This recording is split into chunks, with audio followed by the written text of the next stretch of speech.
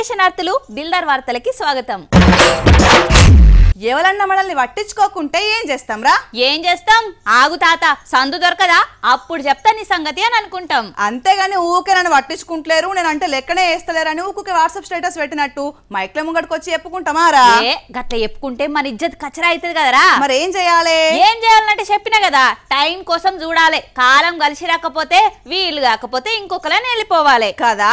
మరి ఈ సారేంది ఊకే పాడిందే పాడు పాపాయ అన్నట్టు చేస్తున్నాడు? ఎవరు లోకం మీద ఏ సమస్య లేనట్టు, ఎవ్వరికి ఏం ఆపద లేనట్టు ఈ కోమటిరెడ్డి రాజాలు మంత్రి పదవి కోసం మైకుల గొంతంత ఓంగా దించుకుంటున్నాడు.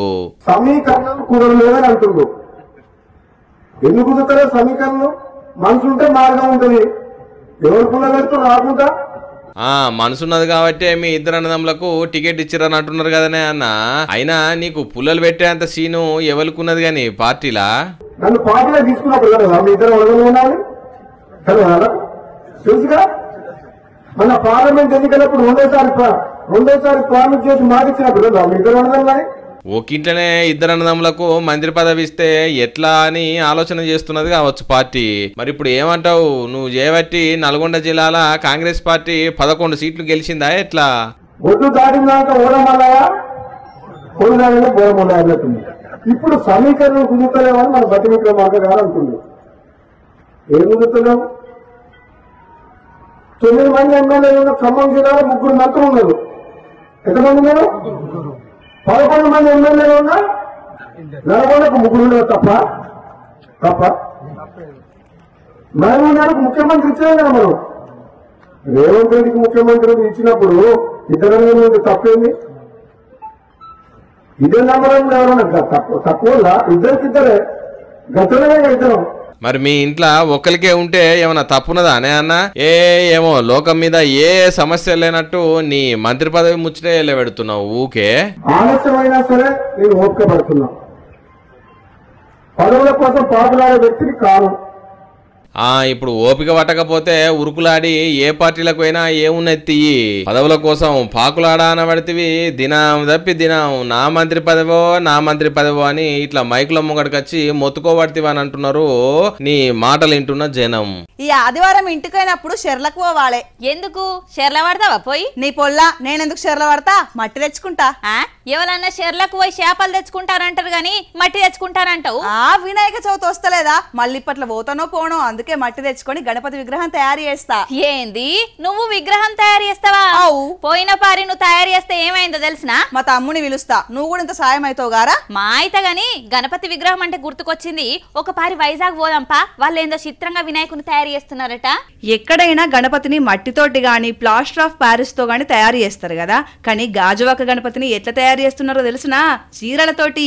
ఈ చీరలతోటే స్వామివారిని రూపొందిస్తున్నారు. దగ్గర మొత్తం పూర్తిగా వస్తున్నది. 1,00,000 చీరలతోటి 101 అడుగుల ఎత్తుల విఘ్నేశ్వరుడు లంక గ్రౌండ్ లో కొలువుదీరవుతున్నాడు. ఖైరతాబాద్ గణేష్ తర్వాత మన తెలుగు రాష్ట్రాలలో ఫేమస్ ఈ గాజువాక గణపతే.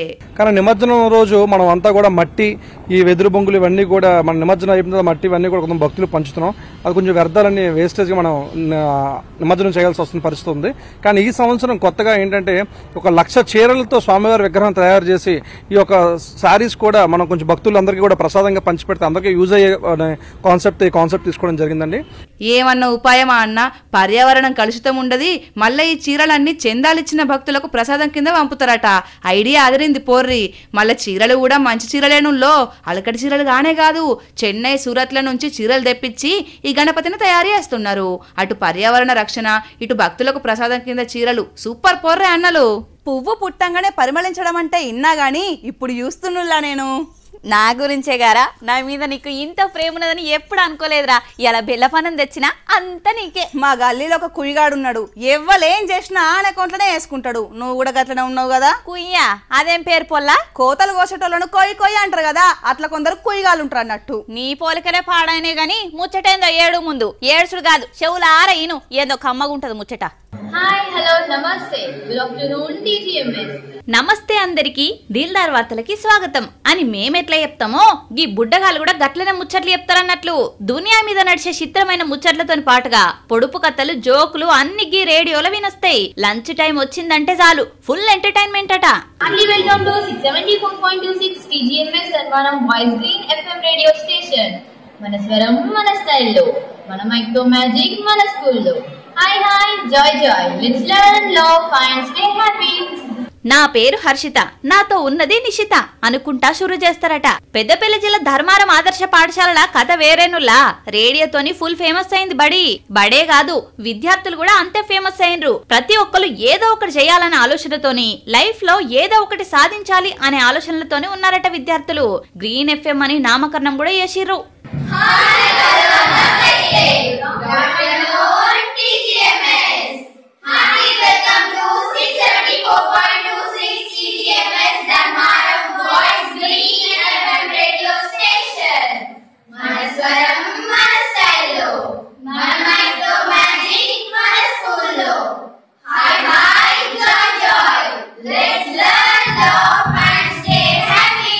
ఓ పద్ధతి ఓ విధానం గీ అన్ని ఉండాలి. తురుతురున కొత్త కొంగ దొంగ జపం చేసినట్లు చేస్తే ఆగమే ఉంటది. అంతా సరే గాని కొత్త కొంగ అంటే ఏంది నాకేం సమజ్గాలే. ఫ్లో కోసం వాడినబ్బా, అసలు మ్యాటర్ వదిలేసి కొసర్ పంచాయతీలు ఎందుకు పెట్టుకుంటున్నావు నువ్వు? సరే తీగాని నీ పంచాయతీ ఏందో చెప్పు ముందు. అగ్గో గడిదిక్కు చూడు సింగరేణి ఉద్యోగుల పరిస్థితి ఎట్లున్నదో.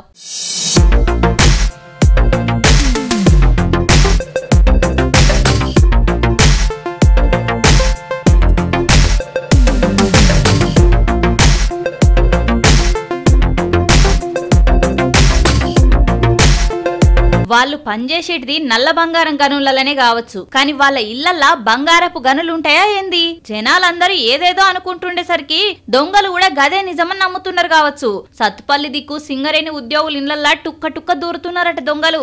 ఎంత సెక్యూరిటీ పెట్టినా సీసీ కెమెరాలు ఎదురుగున్నా లెక్క చేస్తలేరట. సత్తుపల్లి సింగరేణి క్వార్టర్స్ లా ఏప్రిల్ నెలల ఏకంగా 8 ఇళ్లలో జోరినరట. దొరికిన కాడికి దోసుకుపోయినరట. గా దొంగ బడవేగాలు దొరకక ముందే మళ్ళా 6 ఇళ్లలో పడ్డారట. అరే పానాలకు తెగించి కాయ కష్టం చేసి ఒక్కొక్క రూపాయి కూడా పెట్టుకుంటే గవి నూక్కపోతున్నారట. మరి పోలీస్ కాకలు జర సీరియస్ గా నజర్ పెడితే గాని గా దొంగల పని అయ్యేటట్లు లేదు.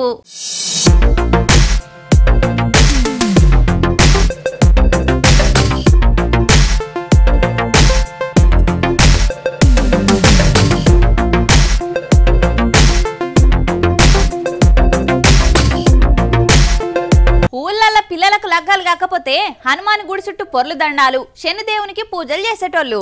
ఇప్పుడు కూడా ఉన్నాయి ఆ పూజలు. పెళ్లిగాని ప్రసాదులు పూజలు చేస్తూనే ఉన్నారు. ఊళ్ళో వేస్తే ఇజ్జత్ పోతుందని కాళహస్తి పోతున్నారు కొందరైతే.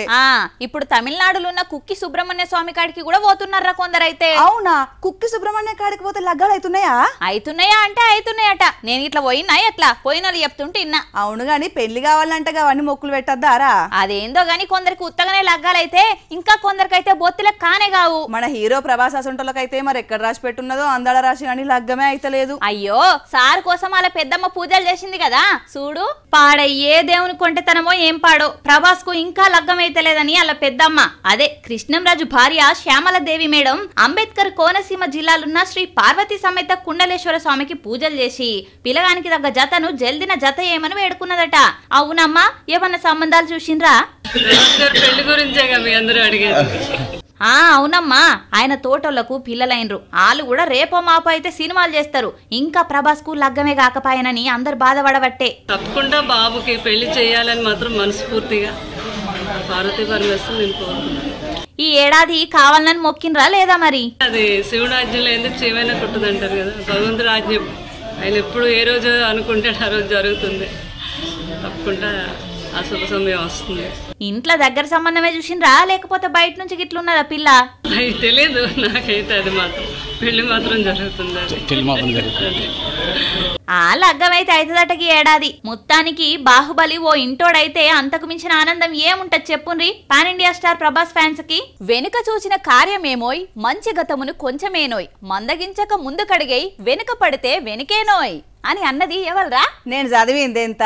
9th pass 10th fail. నన్ను అడుగుతే ఎట్లా చెప్పు? అవును కదా గురజాడ పద్యం ఇది. పద్యం అయితే ఏదో మంచి ముచ్చట్నే చెప్తున్నట్టున్నది. పద్యం మంచిదే గాని ఆ పెద్ద మనిషి పేరు మీద ఉన్న ఇంటినే ఆగమాగం చేస్తున్నారు. ఎవలాళ్ళు ఇంత ఇంతనన్న బుర్రా బుద్ధి ఉన్నది వాళ్ళకి. గంతుంటే మంచిగానే ఉండు. గా తెలివి లేకనే గురజాడ స్మారక భవనాన్ని అల్లరి ముక్కలు చూడు ఎట్లా చేసినాయో. మహాకవి గురజాడ మంచి అన్నది వెంచుమని గట్టిమేలు తలపెట్టుమని మంచి మాటలు చెప్తే కొందరు లత్కోరగాలు విజయనగరం జిల్లాలో ఉన్న ఆయన స్మారక భవనాన్ని అంగడంగడి ఆగమాగం చేసిర్రు. అగ చూడుండ్రి ఆ ఫ్యాన్ రెక్కలు ఎట్లొంచిర్రో, లోపటున్న సాహిత్యాన్ని పుస్తకాలను అడ్డగోలుగా వాడేసిర్రు, ఇంకా కొన్ని అవతలిసిరి వాడేసిర్రు. మరి ఎట్లా గురజాడింట్లోకి వచ్చిర్రని అంటారా? ఇగో ఈ గోడ దునికి లోపటంతా కిష్కింద కాడ వేసిర్రు. ఇప్పుడు ఏమైందంటే ఈ చుట్టుపక్కలంతా కూడా ఎక్కువగా బిల్డింగ్లు పెద్ద పెద్ద హోటల్స్ రావడం వల్ల వెనకనున్న ఖాళీ స్థలం డంపింగ్ యార్డ్ అయిపోయి అక్కడంతా చెత్త అంతా వేసేస్తారు. దానివల్ల గోడ ఎత్తు తగ్గిపోయి వర్షాకాలంలో అయితే పాములు వస్తాయి. నేను ఇదివరకు కూడా చెప్పడం జరిగింది, పాములు వస్తాయి. ఇప్పుడు మనుషులు, ఎందుకంటే ఇది జాతి సంపద, ఏదో మా ఇంట్లో వస్తువు కాదు ఏదో కంప్లైంట్ ఇచ్చి ఊరుకోవడానికి. అయినా లే మనుషులమ్మ, గురజాడ విలువ, ఆయన సాహిత్యం విలువ, ఈ ఇంటి విలువ తెలియదు కావచ్చు ఆ మూర్ఖులకు. ఆయన నివసించిన ఇల్లు, ఆయన వాడిన వస్తువులు, రాసిన పుస్తకాలు చూద్దామని ఎన్నో వేల కిలోమీటర్లు ప్రయాణం చేసి ఇక్కడికి వస్తారు సాహిత్య అభిమానులు. అసొంటి ఇంటిని ఇట్లా ఆగం చేస్తే ఎట్లా చెప్పుర్రి? జరా ఇంటికి రక్షణ కల్పించి ఆ గురజాడ సాహిత్యాన్ని కాపాడి భవిష్యత్ తరాలకు అందించాలి. పైసలు అయినా ఆస్తులు అయినా సంపాదించచ్చు గాని గురజాడ సొంటి మహాకవి రాసిన సాహిత్యాన్ని మళ్ళా సంపాదించుడు కట్టమెగానుల్లా. ప్రభుత్వమే ముందువాడి ఇంటికి రక్షణ కల్పించి ఆ ఆకతాయిల పని పట్టాలని అంటున్నారు సాహిత్య అభిమానులు. వద్దురా అంటే అద్దెక తింటామనేటోళ్లకు ఎవ్వలేం చెప్పలేరు. చెప్పంగినోళ్ళను చెడంగా చూడాలి అనే మాట కూడా గిసొంటి మనుషులకే వాడతారు కదా. అవురా, గా మాటలు గీ మనుషులకు అచ్చంగా సూట్ అవుతాయి. ఎవరు రాళ్ళు నాగర్ కర్నూలు దిక్కు చూడు ఎంత పనైందో.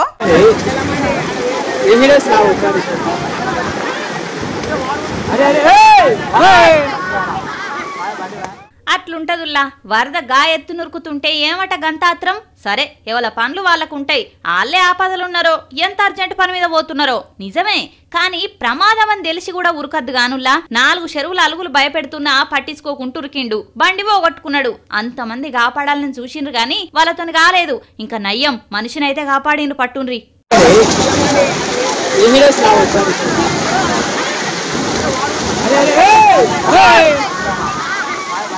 ప్రమాదాలు వస్తే తప్పదు కాబట్టి తప్పించుకోవాలి. కానీ ప్రమాదాలను కొని తెచ్చుకొని పైసలు పెట్టి కొనుక్కున్న సామానాగం చేసుకుంటామా చెప్పుండ్రి. ఇటు పాలేరు రిజర్వాయర్ కూడా అలిగెళ్ళింది. చేపల షికారి జోరుగా అవుతున్నది.